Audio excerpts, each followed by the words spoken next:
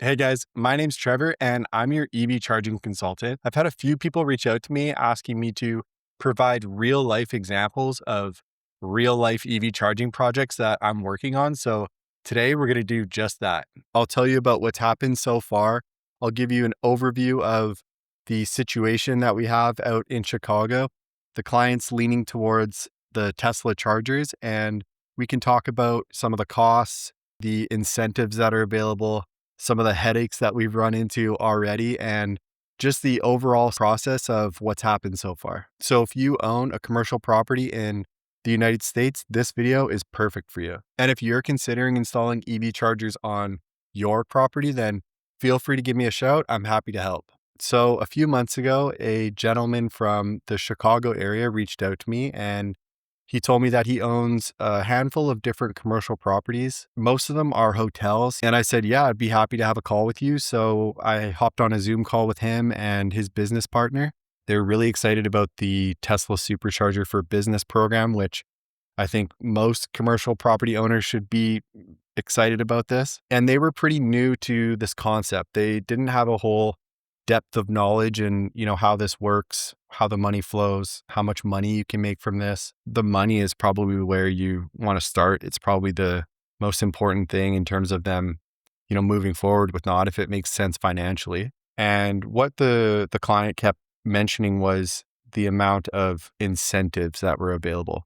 So I'm using the term incentives, which is like an umbrella term for the rebates, the grants, the tax credits. And I'm not sure exactly how he landed on this, but he was under the impression that he would be able to get the entire project paid for in rebates. Now, this isn't unheard of. It's absolutely possible to get 100% of a DC fast charger project paid for by these incentives.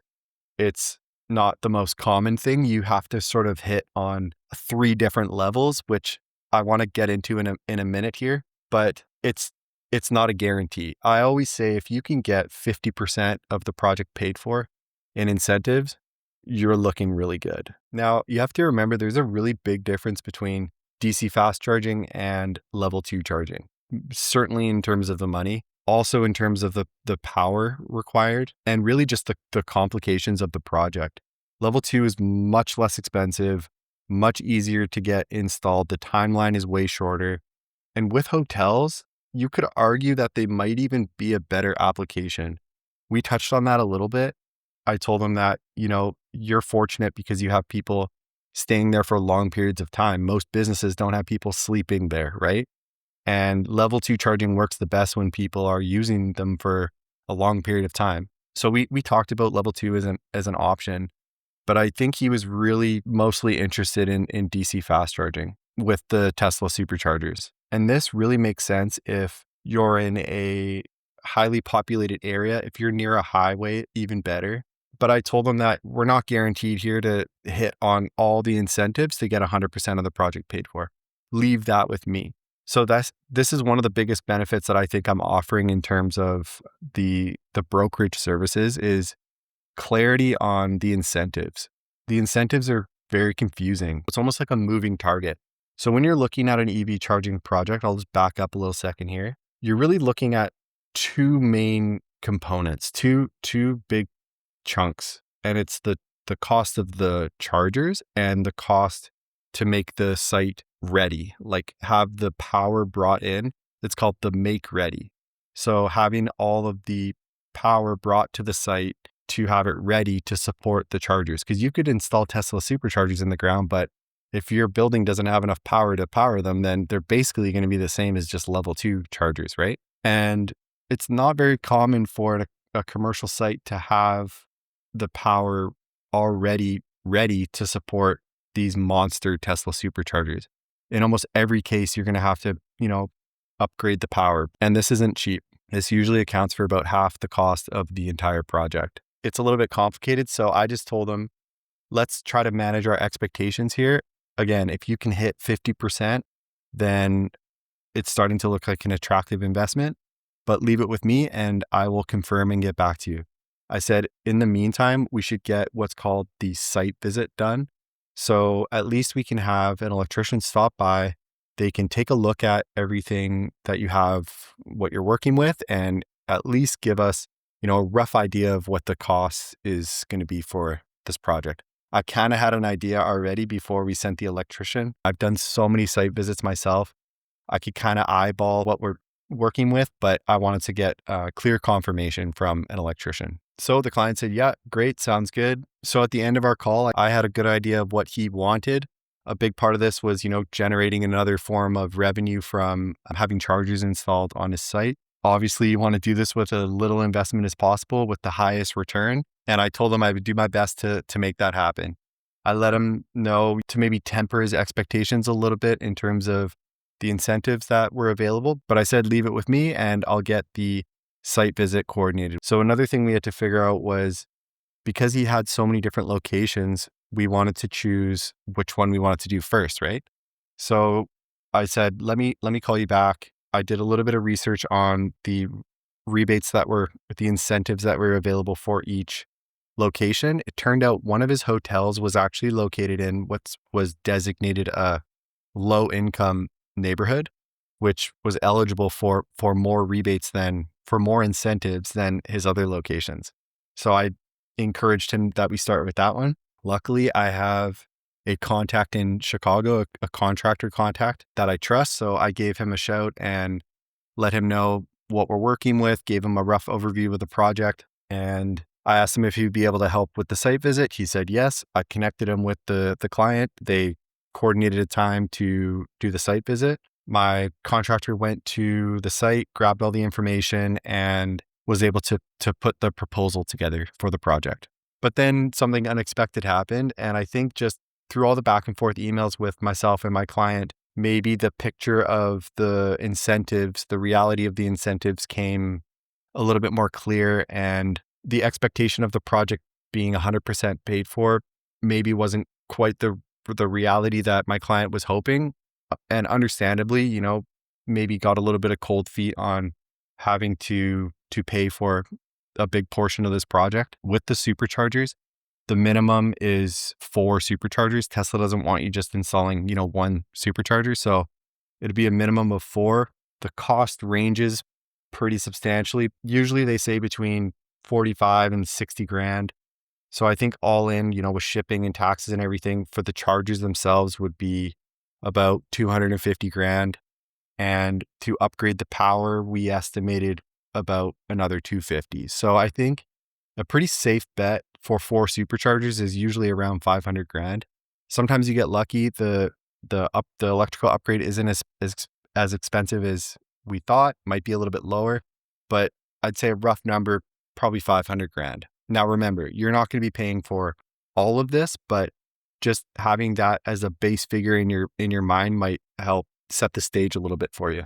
So upon my research, it turned out that in Chicago at that current time, the funding was not looking as promising as we'd hoped. In a perfect world, if we hit all 3, we could easily get that project paid for. That 500 grand would be paid for. But although he hit the requirements for most of the rebates, it turned out that the timeline of applying for the rebates had just closed, like a week before. The good news is that when these programs open back up, which they usually do often, it's a little bit unpredictable, but like the NEVI program, for example, in Texas, it's on like a 30 to 90 day rolling window. So if you miss the deadline, there's a good chance within the next 1 to 3 months, the program's going to open up again and you can apply.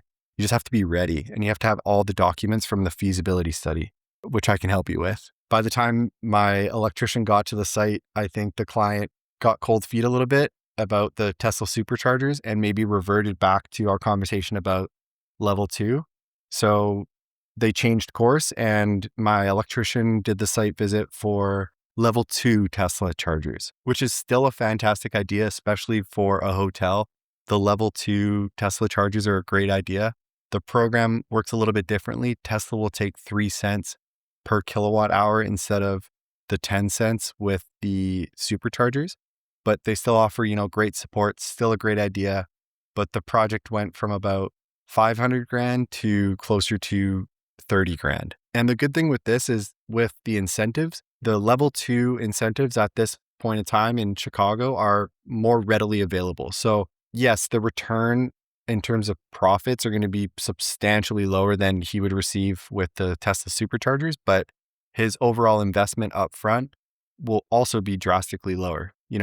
Lower risk, lower reward in this case. So what are my thoughts about this overall? Well, in terms of my opinion on the broker side, I'm really happy that he reassessed the situation and called an audible with the level 2. I still wish he would have done the site visit for the Superchargers as well. So at least he had both in comparison.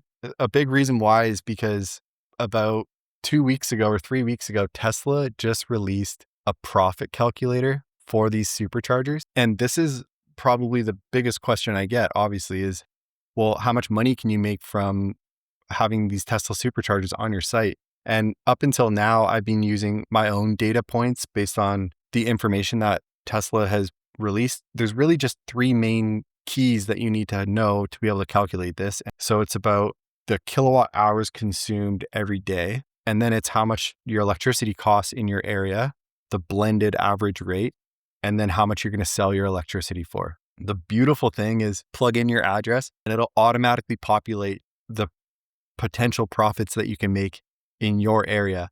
I guess they know based on, their Superchargers that they have locally nearby, how much the electricity costs in the area. It's all there for you. And when I plugged in his address, the profits were way higher than I thought they would be. So just imagine if you're in an area like, there's a handful of states that you have a high chance of getting the entire project paid for. If you own a commercial site in like Washington State, Virginia, Colorado, New Jersey, Massachusetts, and Connecticut, Rhode Island, and Maryland, apparently those are like the gold mine tier 1 locations or states that you're likely to get 100% of the project paid for. And if you're getting 100% of the project paid for, don't go for 4 Superchargers, like load up your parking lot with as many as they're willing to pay for, 8, 24 if you wanted to. It's like someone else investing money for you to make the profit from. That's with 4 Superchargers. Imagine if you had 24 of these things that incentives paid for. It's like cheating the system. You just created a lottery ticket on your own commercial property. And then tier 2 of the 50 to 80% club, if you will, that you might get anywhere from half to 80% of the project paid for in incentives. Those states would be California, Michigan, Florida, Georgia, Ohio, Illinois, and Pennsylvania. So if you live in any of those states and own a commercial property that you think might be a good fit, give me a shout and we'll check it out for you. We'll see how valuable your location could be. Now, just because you own a commercial property and want to install these chargers doesn't mean that Tesla is going to say yes. So there are specific requirements to be eligible for this program. And if you're not sure, give me a shout. We can set up a meeting with Tesla. They're picky. They want certain things and they don't want certain things. They want you to be close to other amenities. So let's say, someone is charging their car. They want some other things around that they could walk to, a washroom nearby. They want, if you're near a mall in walking distance or grocery store or something, that's a big, A+ point. But the biggest thing that really stands out to me is they don't want other Superchargers right next door or really close. So this might be an added thing for you to get the ball rolling and check out your property, because let's say you have a commercial property that you think might be a good fit for the Superchargers, but so does your neighbor and they move on it quicker than you. They get those Superchargers installed, then you'll be out of luck. It's like first mover's advantage. The first one to get their Superchargers installed on their property kind of dominates that area. They monopolize that area because Tesla won't want to have 2 groups of Superchargers so close to each other. It'll, cannibalize itself. So the quicker you move on this, even if you do have to pay for half the project, like I told my client, it still makes sense financially. Like if you had to pay 250 grand for the project and you're breaking even in 3 years or so, then that's a great investment. Any big investment that you break even and start making a profit after 3 years, 4 years, worst case, That's an unbelievable investment. Also, what I'm talking about here is you owning the superchargers on your property and you receiving all the revenue that goes into it. There's tons of other ways to do it. If you want to have superchargers on your property, but you don't want to pay for it and you're not necessarily looking to take a huge lion's share of the profits, then there's lots of companies that would love to pay to put those chargers on your property, and you might receive a small share of the revenue of the profits. Tesla will receive a small share, and whoever paid for it will receive the lion's share. Really, whoever puts all the money down is the one that's going to get the profits back to them. There's tons of companies that, I'm happy to connect you with. They would be excited to pay to put chargers on your property. And then they'll pay you usually what's called a lease rate. So you might get anywhere from $150 per month per stall to $500 per stall in lease rates. Again, it depends what type of business you own. But the point is, there are models where you can sit back, lease your parking spots, and get paid a monthly rate. If it was me, I'd be a big fan of, owning the source of revenue, that it's mine. I'm in control. I'm the one making the decisions. And the reason why I recommend Tesla is because they offer such great support. There's no one else like Tesla. So that's where we're at right now in the Chicago project. It's under review by the client. I hope to hear back either way. A yes would be great because then I could continue making videos on, as the project develops. But even a no would be fine because then I would at least get some feedback on what their mindset is and why they decided not to move forward. I have a ton of other projects that are on the go. So I plan to keep making more videos on this broker venture that I'm on. And again, if you have a commercial property, give me a shout. I'm happy to help. And thanks so much for watching. I'd love if you were to subscribe to the channel. Feel free to comment anything below if you have questions. Thanks so much. And as always, I'll catch you on the next one. Cheers.